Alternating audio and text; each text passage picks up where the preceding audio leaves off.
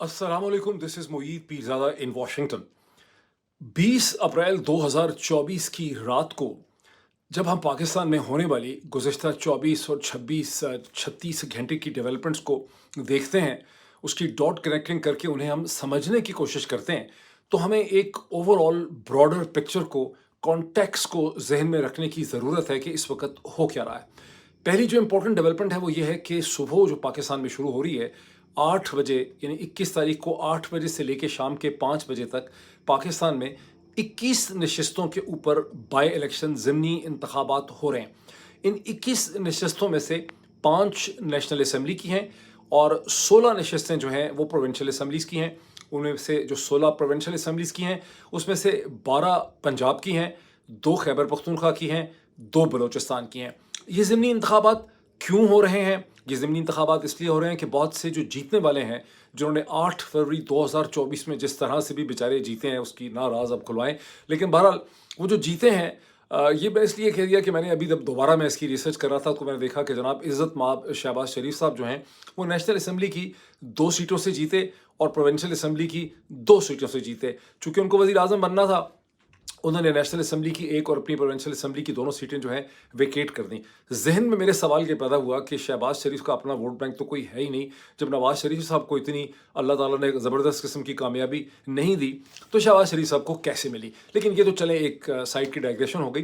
तो जीतने वाले जो हैं, जैसे शहबाज शरीफ साहब हैं, मरीम नवाज़ हैं, उन्होंने अपनी सीटों को वेकेट किया। जिन्होंने 2-2, 3-3 सीटें जो हैं वो जीतनी थी, उनको जिता दी गई थी। और उसके अलावा कुछ जगहों पे वायलेंस हो गई, जैसे बाजोड़ में बाज़ जगहों पे डेथ हो गई। उस तमाम के नतीजे में ये ज़िमनी इंतखाबात इस स्टेज पे हो रहे हैं और जिसमें बताया जाता है कि नेशनल असम्बली के जो रजिस्टर्ड वोटर्स हैं इन ज़िमनी इंतखाबात में, वो कोई तकरीबन 2.5 मिलियन यानी 25 लाख के करीब हैं और प्रोविंशियल असम्बलीज़ के रजिस्टर्ड वोटर्स जो हैं वो कोई अंदाज़न 36 लाख या 3.6 मिलियन या 3.5 मिलियन के करीब जो हैं। तो ये तो एक इम्पॉर्टेंट डेवलपमेंट हो रही है जिसके हवाले से सिविल एडमिनिस्ट्रेशन की मदद करने के लिए पैरामिलिट्रीज़ को, सिविल फोर्सेस को, रेंजर्स को और मिलिट्री के जो ट्रूप्स हैं उनको तलब कर लिया गया है और रिक्वेस्ट की है इलेक्शन कमीशन ने कि इलेक्शन के दिन यानी 21 तारीख को पाकिस्तान में इंटरनेट को बंद कर दिया जाए। कमाल है, इंटरनेट से तो इतना प्यार करते हैं जिसकी कोई इंतहा नहीं। लेकिन ये सिर्फ एक कॉन्टेक्स्ट नहीं है समझने के लिए। दूसरी जो एक बहुत इंपॉर्टेंट डेवलपमेंट हो रही है उन चीज़ों को समझने के लिए जिनकी मैं बात करने लगा हूँ, वो ये है कि ईरान के प्रेसिडेंट इब्राहिम रेसी जो हैं वो 3 दिन के सरकारी दौरे पे 22 तारीख को मंडे को पाकिस्तान में पहुंच रहे हैं। ज़हन में रखिए कि इस दौरे का मौजूदा जो टेंशन्स हैं मशरिक़ वस्ता की, उसके साथ किसी भी किस्म का कोई ताल्लुक नहीं है। ये दौरा बहुत ही पहले डिसाइड हो गया था जब ईरान और पाकिस्तान के दरमियान में एक मिसल स्ट्राइक्स का एक्सचेंज हुआ बहुत हफ्ते पहले। उस वक्त ईरान के फॉरेन मिनिस्टर उसी हफ्ते पाकिस्तान तशरीफ़ लाए थे और उसी वक्त तकरीबन बाय एंड लार्ज ये कह दिया गया था और बाद में कंफर्म भी हुआ कि ईरान के प्रेसिडेंट इब्राहिम रेसी जो है वो पाकिस्तान के दौरे पे आएंगे। ताहम इस दौरे के अंदर जो डिक्लेरेशंस होनी है उसमें रीजनल सिचुएशन की तो चले बात होनी ही है, लेकिन इसमें कुछ इंपॉर्टेंट एग्रीमेंट्स के ऊपर भी साइन होने हैं जिसमें तवक्को ये की जाती है कि ऑलमोस्ट एजेंडा के ऊपर जो चीज़ है कि ईरान पाकिस्तान के दरमियान गैस पाइपलाइन जो है उसके ऊपर साइन होने। अब मैंने आपको एक ब्रॉडर कॉन्टेक्स्ट की 2 इंपॉर्टेंट डेवलपमेंट्स आपके सामने रखती हैं। इसी तनाज़र में हम डिस्कस करेंगे जो इमरान खान ने एक बहुत बोल्ड से ज़्यादा इंटेलिजेंट ख़त 7 नुकाती एजेंडे का पाकिस्तान के मौजूदा चीफ जस्टिस जनाब काजी फ़ाइज़ ईसा साहब को लिखा है। इसी तनाज़ुर में हम बुशरा बीबी की बीमारी की जो ख़बर और उसकी जो रिपोर्ट्स एंडोस्कोपी की इंतज़ार हुसैन पंजोथा साहब ने उस पर प्रेस कॉन्फ्रेंस की है, उसका भी हम जिक्र कर लेंगे। और सबसे इम्पोर्टेंट जो डेवलपमेंट है वो है जहाँ से मैं आगाज़ करता हूँ और सबसे पहले उसी का आगाज़ करना चाहिए जो 1-1.5 दिन पहले 19 तारीख को अमेरिका के वजारत ख़ारजा यूनाइटेड स्टेट्स स्टेट डिपार्टमेंट ने एक formal declaration notification press release करके 4 ऐसी इंटरनेशनल कंपनीज जिनमें से 3 चीन की हैं और 1 बेलारूस की है, उनके ऊपर एक्सपोर्ट कंट्रोल सैंक्शंस आयद की हैं एज़ पर एग्जेक्टिव ऑर्डर 13382 जो 2005 से फील्ड के अंदर मौजूद है।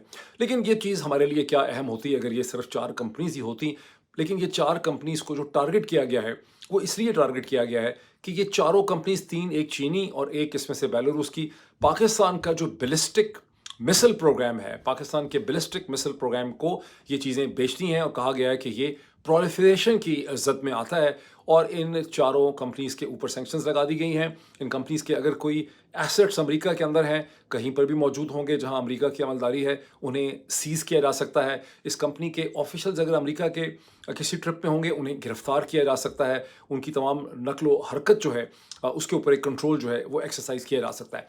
अब ये एक ऐसी डेवलपमेंट है, मैं इसकी कुछ तफसीलात, मेरी कोशिश है कि स्क्रीन के ऊपर मैं आपको स्टेट डिपार्टमेंट की एक्चुअल प्रेस रिलीज़ भी बड़ी कलर्ड किस्म की है, वो मैं आपको दिखा दूं, जिसमें इसकी एक्सप्लेनेशन दी गई है कि इन कंपनीज़ को इसलिए टारगेट किया गया है कि ये पाकिस्तान के साथ मिलके बेसिकली पाकिस्तान के साथ एक ऐसा ट्रेड कर रही हैं जिसकी वजह से नॉन प्रोलिफरेशन का जो रजीम है दुनिया में वो मुतासर हो रहा है, जिसके हवाले से अमेरिका का एक कानून और एक लेजिस्लेशन जो है वो एग्जिस्ट करता है।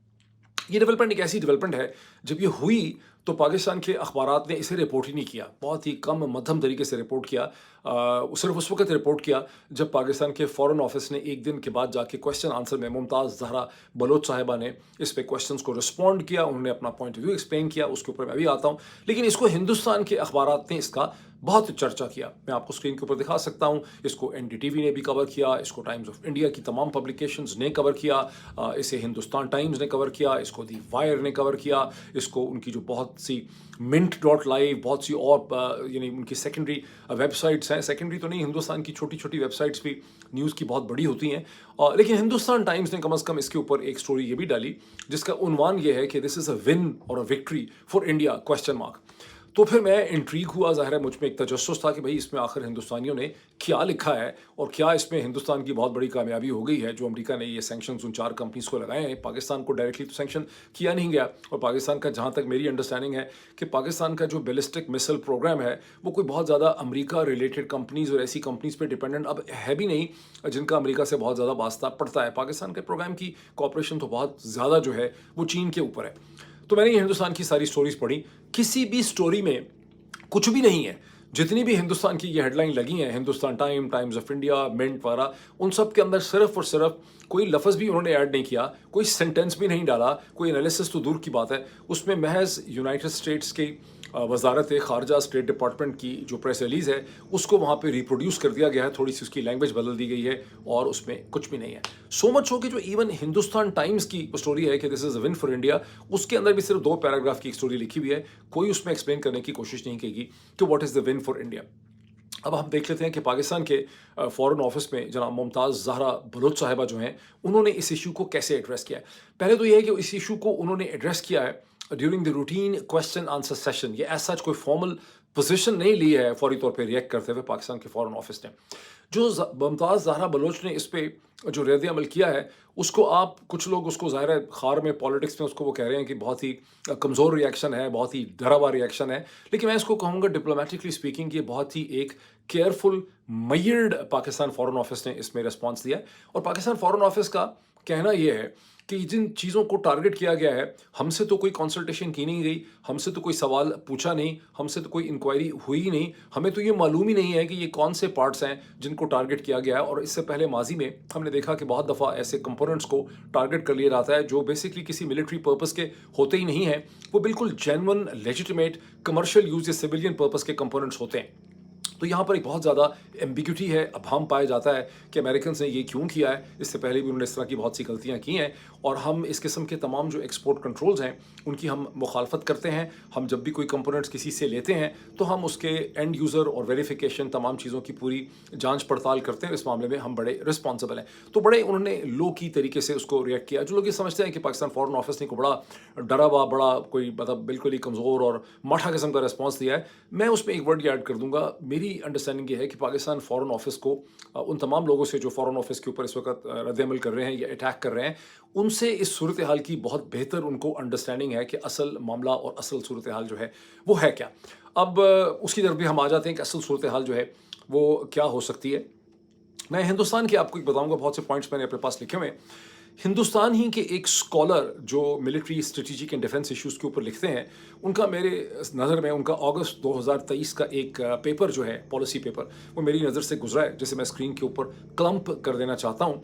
लेकिन ये अपनी किस्म का वाहिद पेपर नहीं है। अगर आप थोड़ी सी रिसर्च करेंगे तो इस किस्म के सैंक्शंस के हवाले से आपको दर्जनों ऐसे लिखे हुए पॉलिसी पेपर्स या रिसर्च पेपर्स जो हैं वो मिल जाएंगे। ये हिंदुस्तान के जो स्कॉलर हैं ये कहते हैं, इन्होंने एनालिसिस किया है कि यूनाइटेड स्टेट्स ने जो सैंक्शन रजीम पाकिस्तान के ख़िलाफ़ इस्तेमाल किया गुज़िश्ता 20-25 बरस में, बहुत आपने खबरें सुनी होंगी, ये सैंक्शन वो सैंक्शन, इस पे पाबंदी उस पे पाबंदी। इन्होंने इसका एनालिसिस ये किया है कि ये सारा का सारा जो सैंक्शन रजीम है पाकिस्तान के ख़िलाफ़ अमेरिका का, इससे अमेरिका किसी भी किस्म की डिटरेंस जो है या मतलूबा नतायज जो हैं कि पाकिस्तान को डिस्करेज कर ले, कहीं न्यूक्लियर प्रोग्राम के ऊपर, कहीं मिसाइल प्रोग्राम के ऊपर, कहीं किसी और चीज़ में या चाइना से कोऑपरेशन में, कभी इसमें अमेरिका को कोई कामयाबी नहीं हुई। अच्छा, अब ये जो हिंदुस्तानी स्कॉलर का रिसर्च पेपर है, ये पॉलिसी पेपर है, इससे बिल्कुल कतई नज़र एक मैसिव लिटरेचर एग्जिस्ट करता है on the feasibility, on the utilization, या जो नेट इफेक्ट होता है सैंक्शन रजीम का, वो अमेरिका को या मगरब को आज तक क्या मिला। मैं 2 एग्जांपल्स आपके सामने रखता हूँ।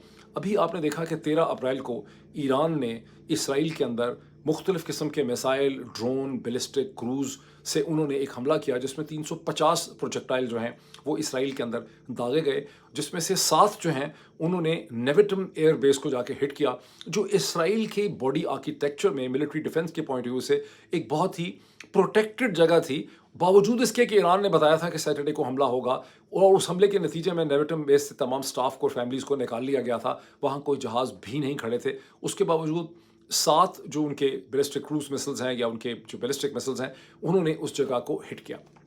अब ये ईरान का ज़रा गौर कीजिए, और ये कि ईरान की मिसाइल्स को रोकने में अमेरिका भी लगा हुआ था, यूनाइटेड किंगडम की भी नेवल फोर्सेस लगी हुई थी, फ्रेंच फोर्सेस भी लगी हुई थी, जॉर्डन भी माशाल्लाह मुस्लिमों वाले खिदमत कर रहा था इन चारों की बेसिकली।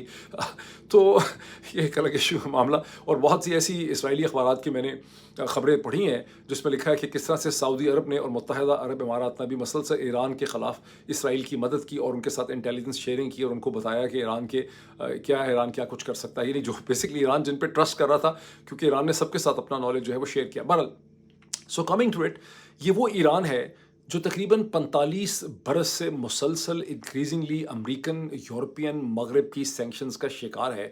बावजूद इन सैंक्शंस के ईरान ने अपना ये ballistic cruise missile and drone program जो है वो आगे बढ़ाया। ये एक एग्जांपल मैंने आपके साथ रखी, मज़ीद कुछ इसको मुझे एक्सप्लेन करने की ज़रूरत नहीं।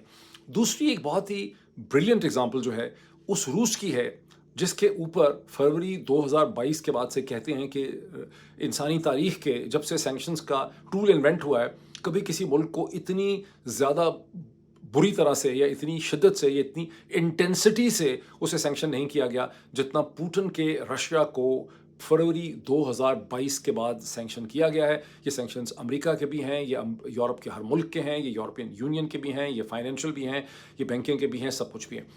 उसके बावजूद सूरत हाल जो आपके सामने है यूक्रेन की जंग की, कि ये सैंक्शन ज़्यादा रूस जो है वो मसलसल उस महाज पे कामयाबी कर रहा है, इम्प्रोवाइजेशन कर रहा है, और यूक्रेन के कदम डगमगा नहीं रहे बावजूद उसके कि अमेरिका, नेटो, यूरोप सब उसके पीछे खड़े हैं। यूक्रेन को तकरीबन शिकस्त हो चुकी हुई है।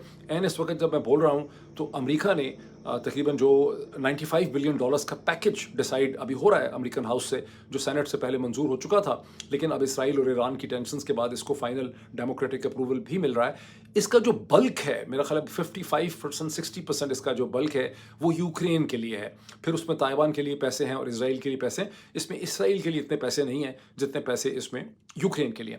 लेकिन इतना ही नहीं है, इससे पहले यूक्रेन की मदद करने के लिए चंद हफ्ते पहले यूरोपियन यूनियन ने कोई 52-53 बिलियन यूरोस का एक एड पैकेज जो है वो भी उन्होंने अप्रूव किया था। नेट इफेक्ट इस सारी चीज़ों का क्या है, सैंक्शन ज़्यादा रशिया में, कि ये सारी जो एफर्ट्स की जा रही हैं, अगर आप फॉरेन अफेयर्स को पढ़ें या न्यूयॉर्क टाइम्स के अंदर आप यूक्रेन की जंग का सिचुएशन देखें, तो इस वक्त सिर्फ कोशिश ये की जा रही है कि यूक्रेन को एक outright surrender and outright declaration of defeat से बचाया जाए, ताकि यूक्रेन को कोई 2024 के आखिर तक थोड़े से रिस्पेक्टेबल किस्म की टर्म्स एंड कंडीशन जो हैं वो रशिया से मिल सकें। अब अमेरिका के एक बहुत मशहूर एंकर पर्सन है जो पहले फॉक्स के ऊपर एंकर थे, और अब आजकल वो अपना खुद इंडिपेंडेंट प्रोग्राम करते हैं, लेकिन उनको मिलियंस ऑफ लोग फॉलो करते हैं। वो जब भी अपनी वीडियो कहीं रिलीज़ करते हैं, उनका नाम है Tucker Carlson. Tucker Carlson right of the centre Trump के एक सपोर्टर हैं। टकर कार्लसन ने फरवरी 2024 में मॉस्को ट्रैवल किया। उन्होंने पहली दफ़ा वो मॉस्को गए रशिया, और वहाँ जाके उन्होंने प्रेसिडेंट पुतिन का एक इंटरव्यू किया। वो इंटरव्यू भी बड़ा लंबा है, 3-4 घंटे का इंटरव्यू है, मैंने वो देखा है। अगर आप में से किसी ने इंटरव्यू नहीं देखा तो आप उस इंटरव्यू को देखें। लेकिन उस इंटरव्यू के बाद टकर कार्लसन ने लेक्स फ्रीडमैन को, ये एक और बहुत मशहूर शख्सियत हैं अमेरिका की, अक्रॉस अटलांटिक वर्ल्ड की, ये एक ब्लॉगर हैं, वीलॉगर हैं, ये एक मैथमेटिक्स और फिज़िक्स के असल में प्रोफेसर हैं हार्वर्ड या MIT के, लेकिन ये अपना एक वीलॉग करते हैं और इनके वीलॉग पाकिस्तानियों की तो जनरली कैपेसिटी होती है 10-12-15 मिनट से ज़्यादा वो देखना नहीं चाहते किसी चीज़ को, उनकी ख्वाहिश नहीं होती, लेकिन ये 3-3 4-4 घंटे की डिस्कशंस करते हैं। टकर कार्लसन के साथ इन्होंने 3 घंटे से ज़्यादा की मेरा ख्याल है एक डिटेल डिस्कशन की और वो मैंने सारी सुनी है फास्ट फॉरवर्ड करके। टकर कार्लसन इसमें ये कहता है कि जब मैं मॉस्को गया, मुझे पता था, मेरा ये ख्याल था, मेरी अंडरस्टैंडिंग ये थी अमरीकी ज़राए इब्लाग को देख के पढ़ के कि मॉस्को के तो कदम लड़खड़ा रहे होंगे, वहाँ तो बड़े बुरे हालात होंगे, वहाँ तो लोग उन सड़कों पे राशन की लाइनें लगाई होंगी, वहाँ तो बेतहाशा इन्फ्लेशन होगी, लोग गालियाँ निकाल रहे होंगे, कयास होगा। लेकिन मैंने मॉस्को के अंदर जो खूबसूरती देखी, जो मैंने वहाँ पर पीस देखा, जो मैंने वहाँ पर सिचुएशन देखी, मुझे तो ऐसा लगा जैसे हमारा सारा का सारा सैंक्शन रजीम जो है उसने रूस का कुछ खास बिगाड़ा नहीं। अब of course this is only a human view, Russia को बड़ा स्ट्रेस हुआ है उससे, लेकिन बॉटम इफेक्ट ये है कि ये सैंक्शंस उस तरह से काम कभी भी नहीं करते जिस तरह से इसके बारे में ख्याल होता है। ये जो मैंने इतनी लंबी तमहीद बांधी, आप सोच रहे होंगे इसकी क्या वजह है। मैसिव लिटरेचर एग्जिस्ट करता है कि सैंक्शंस के ऑप्टिक और कॉस्मेटिक इफेक्ट तो होते हैं, मॉरल इफेक्ट तो होते हैं, लेकिन सैंक्शंस के कोई वो इंटेंडेड डिज़ायर नहीं होते नॉन प्रोलिफरेशन वगैरह के। फिर सवाल ये पैदा होता है कि 19 तारीख को अमेरिका के स्टेट डिपार्टमेंट ने उस पाकिस्तान को जो उनका बच्चा बचूंगड़ा बलोंगड़ा है पिछले 2 साल से, जिसके अंदर तमाम फैसले उनकी मर्ज़ी से ही हो रहे हैं, जहां उनकी हर पाकिस्तान के अंदर बनी हुई नाजायज़, गैर कानूनी, गैर आइनी, क्रिमिनल रजीम और हुकूमतें जो हैं फॉर्म 47 की, उनको अमेरिका रिकग्नाइज़ कर रहा है, सपोर्ट प्रोवाइड कर रहा है। ऐसे मरे हुए स्पाइनलेस पाकिस्तान के ऊपर ये सैंक्शंस लगा कर बाकायदा उसका फॉर्मल प्रेस रिलीज इशू करना 19 अप्रैल को, उसकी क्या वजह है? This is a good question. अब आप अपने आप से पहले सोचें, फिर मैं आपको इसका बताता हूँ। 18 तारीख को अमेरिका के एम्बेसडर डोनाल्ड ब्लूम ने पाकिस्तान के मौजूदा फॉरेन मिनिस्टर जनाब इसहाक डार साहब से एक मुलाकात की। उसकी भी मैं आपको क्लिपिंग वगैरह या उसकी हेडलाइंस में आपको यहाँ पे क्लिप करके दिखाता हूँ स्क्रीन के ऊपर। इस मुलाकात में जिस तरह से कहा जाता है कि रीजनल इश्यूज़ के ऊपर बड़ी मुलाकात हुई और ये होगा वो होगा, अमेरिका पाकिस्तान के साथ पीस के लिए खड़ा है, ट्रेड के लिए खड़ा है, लेकिन उसका एक्चुअल एजेंडा आइटम क्या है उसके बारे में आपको अखबारों से कम कुछ नहीं पता। मैंने थोड़ा सा इसमें कुरेदने की कोशिश की है। Those people who are a bit familiar with this, वो ये कहते हैं, ज़ाहिर है कि अंदर क्या बात हुई इसहाक डार, वो कुछ उसका कोई रिटन रिकॉर्ड शायद एग्जिस्ट नहीं करता, लेकिन जो लोग इससे फेमिलियर हैं फॉरेन ऑफिस के ज़राए, वो ये कहते हैं कि अमेरिकन सफ़ीर ने इसहाक डार को ये बावर करवाया है कि ईरान के जो प्रेसिडेंट इब्राहिम रईसी आ रहे हैं 22 तारीख को, इनके साथ ईरान पाकिस्तान गैस पाइपलाइन के ऊपर, ब्लैक एंड वाइट के ऊपर अमेरिका चाहता है कि किसी भी किस्म का कोई एग्रीमेंट, मुआहदा जो है वो नहीं होना चाहिए। अब मैं आपको याद करवाऊंगा कि आप में से वो लोग जिन्होंने सेनेट की एक सब कमेटी जो थी, senate foreign affairs, house foreign affairs committee का जो आपने एक मीटिंग देखी जिसमें डोनाल्ड लू को बुलाया गया था चंद हफ्ते पहले, जिसमें मैं भी बैठा हुआ था एक कोने में, तो आपने देखा होगा कि कैसे वहाँ ये सवाल उठाया एक से ज़्यादा कांग्रेसमैन ने पाकिस्तान और चीन और पाकिस्तान और ईरान और गैस पाइपलाइन के हवाले से, और कैसे ब्लैक एंड वाइट कैटेगोरिकली जो डोनाल्ड लू हैं उन्होंने कहा कि हम इस एग्रीमेंट के ख़िलाफ़ हैं गैस पाइपलाइन के, और हमने पाकिस्तान को ये बावर करा दिया है। सो अब ये एक बैकग्राउंड और कॉन्टेक्स्ट है जिसमें ये बैलिस्टिक मिसाइल्स के ऊपर जो ये कॉस्मेटिक ऑप्टिक झटका देने की कोशिश की गई है, ये बेसिकली तौर पे पाकिस्तान को ये पैगाम दिया गया है कि इस स्टेज पे आप गैस पाइपलाइन के ऊपर कोई पेशरफ जो है, मीनिंगफुल पेशरफ आपने नहीं करनी। दूसरी तरफ सूरत हाल ये है कि प्रेसिडेंट आसिफ अली जरदारी हमेशा इस हवाले से कुछ ना कुछ मूव करते हैं, शरारत करते हैं, और 2013 के इलेक्शन से पहले भी गैस पाइपलाइन की पूरी कहानी के अंदर आसिफ अली जरदारी ने ही ईरान के एक ट्रिप के बाद उस पर जान डाली थी। अभी जो गैस लाइन का प्रोजेक्ट है, ये जब ईरान ने कंसीव किया था तो ये बुनियादी तौर पे हिंदुस्तान, ईरान और पाकिस्तान तीनों के दरमियान में एक सलाह मशवरे के बाद इसको कंसीव किया गया था, और इसका हिंदुस्तान ने भी पार्टनर बनना था। हिंदुस्तान और पाकिस्तान दोनों ने ईरान के साथ खेला जब जब उनको अमेरिका के साथ कोई कंसेशंस चाहिए थी। इसको लेवरेजिंग के लिए, मनूवरिंग के लिए और पोस्चरिंग के लिए इस्तेमाल किया गया। लेकिन 20 बरस से ज़्यादा में जब हिंदुस्तान को फॉर इंस्टेंस अमेरिका को थोड़ा सा डराना होता है तो वो गैस पाइपलाइन की बात कर दिया करते थे। अब तो खैर उनका रिलेशनशिप इतना मल्टी डिमेंशनल हो गया है कि उन्होंने इस किस्म की बातें करनी जो है वो छोड़ दी हैं।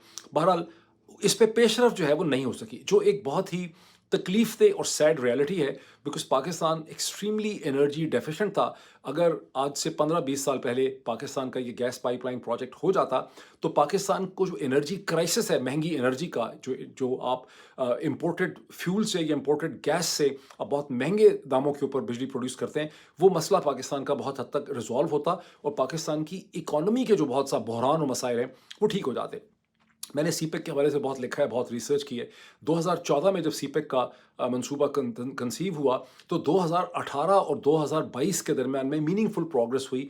पहली दफ़ा छोटे छोटे मुख्तलिफ किस्म के हाइड्रो इलेक्ट्रिक डैम प्रोजेक्ट में, जिनका ताल्लुक आज़ाद कश्मीर और खैबर पख्तूनख्वा से है, और आप देखते हैं कि वही जो प्रोजेक्ट्स हैं कहीं उनको ब्यूरोक्रेटिक तरीके से लटकाया गया है, वो मीनिंगफुल तरीके से अभी तक पाकिस्तान की इकॉनमी में कंट्रीब्यूट नहीं कर सके। और हर आए दिन चंद चंद हफ्तों के बाद आप देखते होंगे कि उन्हीं हाइड्रो इलेक्ट्रिक प्रोजेक्ट्स के जो चाइनीज़ इंजीनियर्स हैं उनके ऊपर हमले होते हैं। तो बहरहाल अब इस पूरी पिक्चर को आप समझ सकते हैं। पाकिस्तान कितनी स्पाइनल कॉर्ड दिखा पाएगा ये आपको तकरीबन 25 अप्रैल के करीब आपको अंदाज़ा होगा, जब ईरान के सदर पाकिस्तान से निकल रहे होंगे। तो आप देखेंगे कि क्या गैस पाइपलाइन के हवाले से जो एजेंडे के ऊपर मतवक्को है कि आप एक फ़ाइनल ब्लैक एंड वाइट तरीके से उस एग्रीमेंट पे साइन करेंगे, जिस पे ना साइन करने के नतीजे में जिसको प्रोग्रेस, और ईरान ने अपने बॉर्डर तक तमाम प्रोजेक्ट जो है वो इम्प्लीमेंट कर दिया हुआ है, उस पर वो काम कर चुके हैं। पाकिस्तान की साइड से इस पर कोई काम नहीं हुआ, और इस पर इंटरनेशनल लॉ के हिसाब से, ट्रेड एंड इन्वेस्टमेंट लॉ के अतबार से पाकिस्तान को ग़ालिबन कुछ बिलियन डॉलर्स की रेपरेशंस भी ईरान को देनी पड़ेंगी अगर पाकिस्तान इसे इंप्लीमेंट नहीं करता। इसके अंदर पेनल्टीज़ जो हैं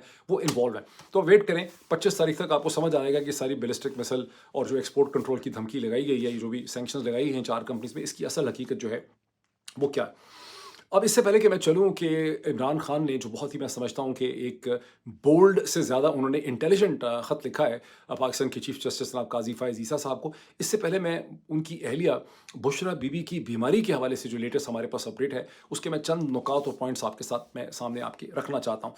पहले ये देखिए कि PTI के जो लॉयर हैं जनाब इंतज़ार हुसैन पंजोथा साहब, उन्होंने इस हवाले से एक प्रेस कॉन्फ्रेंस, प्रेस टॉक की, जिसका मैं एक छोटा सा क्लिप भी आपको दिखाता हूँ, जिसमें उनका कहना ये है कि जो एंडोस्कोपी और टेस्ट हुए हैं उससे ये पता चल गया है कि बुशरा बीबी के मैदे यानी स्टोमक में और उनकी एलिमेंट्री कैनाल, इसोफेगस और नीचे उसके अंदर ज़ख्म है और इंजरीज़ हैं जो पॉइजन या किसी टॉक्सिक मटेरियल के नतीजे में ही हुई होंगी।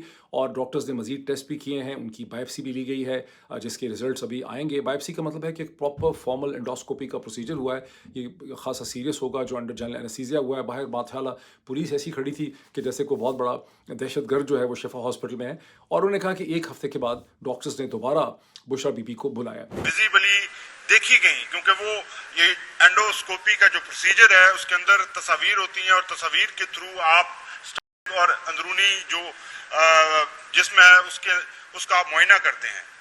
तो वाज़े तौर पर उनके खुराक की नाली और मैदे के अंदर जख्म पाए गए हैं, जिसके लिए डॉक्टर्स ने उनको मेडिसिन तजवीज़ की है और 1 हफ्ते बाद दोबारा चेकअप का जो है उनको कहा है। इस सिचुएशन के ऊपर बुशरा की जो अपनी बड़ी बहन है जनाब मरियम भट्टू साहिबा, उन्होंने एक बहुत तफसीलन उन्होंने ट्वीट किया। वो अपनी बहन की, बुशरा बीबी की सेहत के हवाले से बहुत मुतफक्कर हैं, बहुत परेशान हैं। वो बार बार इस हवाले से ट्वीट भी करती हैं, इसको वो हाईलाइट भी करना चाहती हैं। वो ये समझती हैं कि तहरीक इंसाफ की जो टीम है उसने मुख्तलिफ वजूहात की वजह से बुशरा की बीमारी पे उस तरह से फोकस नहीं किया, कम अज़ कम कुछ हफ्ते पहले तक नहीं किया था बुशरा के लिए, जितना कि अब शायद वो कर भी रहे हैं। मेरे ख्याल अभी तो बहुत कुछ कर रहे हैं। तो उन्होंने इस हवाले से ट्वीट भी किया है, जिसमें उनका कहना यह है कि ये इतने हफ्ते गुजरने के बाद, 2 महीने गुजरने के बाद भी अगर वहाँ पे अभी ज़ख्म है तो आप सोच सकते हैं कि 2 महीने पहले क्या सूरत हाल थी और कितना इन्होंने डिले किया है। ताहम गवर्नमेंट की तरफ से भी एक पर्सपेक्टिव मौजूदा हुकूमत का एक्सप्रेस ट्रिब्यून की स्टोरी में छपा है, वो भी मैं आपको स्क्रीन पे दिखाने की कोशिश करता हूँ। ये स्टोरी ये कहती है कि इंतज़ार हुसैन पंजोथा ने जो कुछ कहा उसको डॉक्टर्स बैकअप नहीं कर रहे।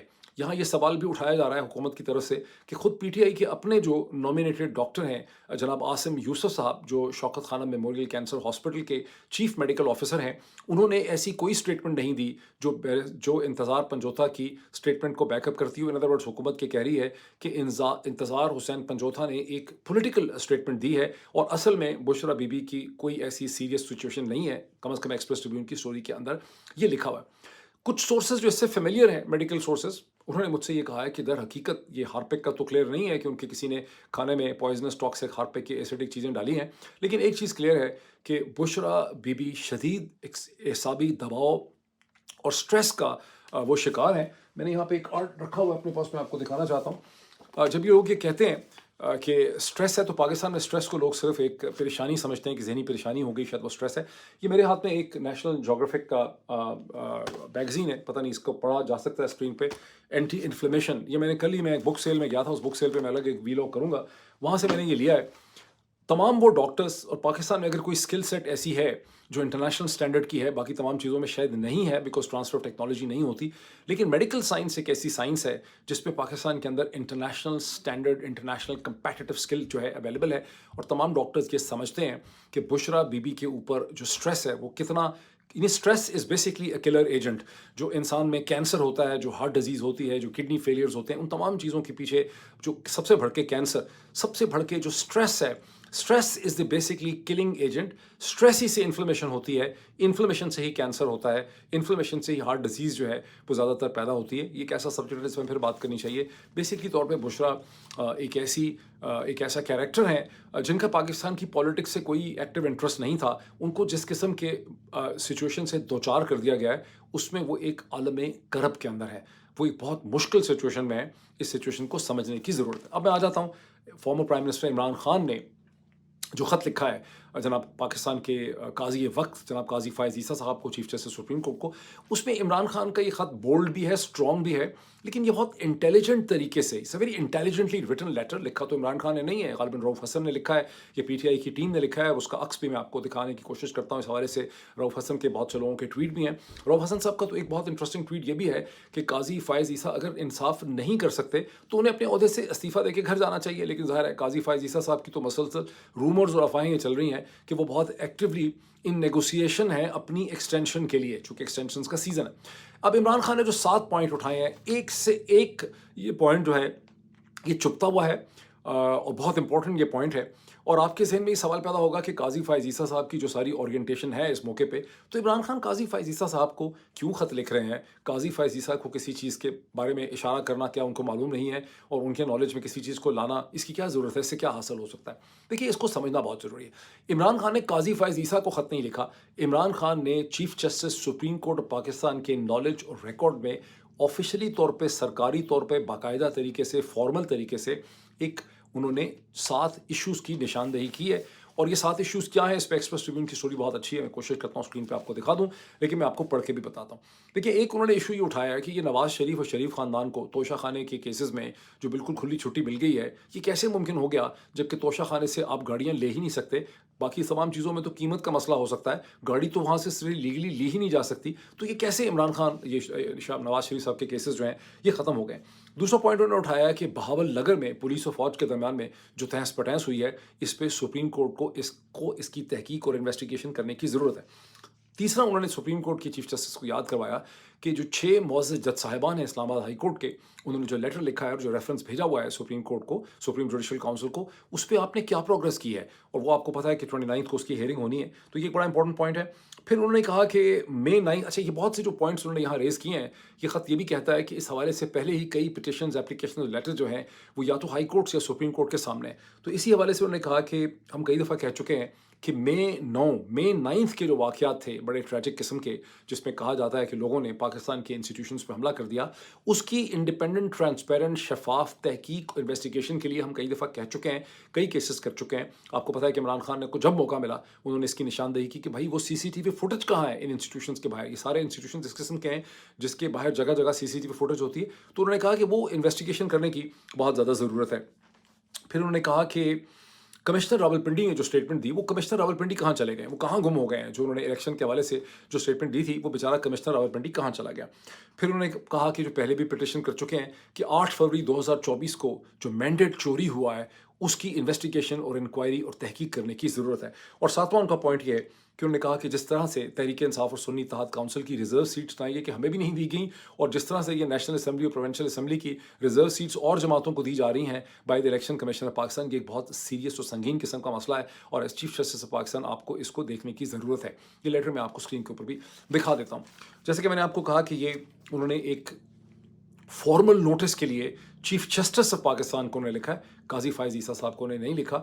قاضی فائز عیسیٰ صاحب اور آنریبل چیف جسٹس اسلام آباد ہائی کورٹ جناب عامر فاروق صاحب, وہ دونوں آپس میں ایک یونیک کلاس میں فال کرتے ہیں.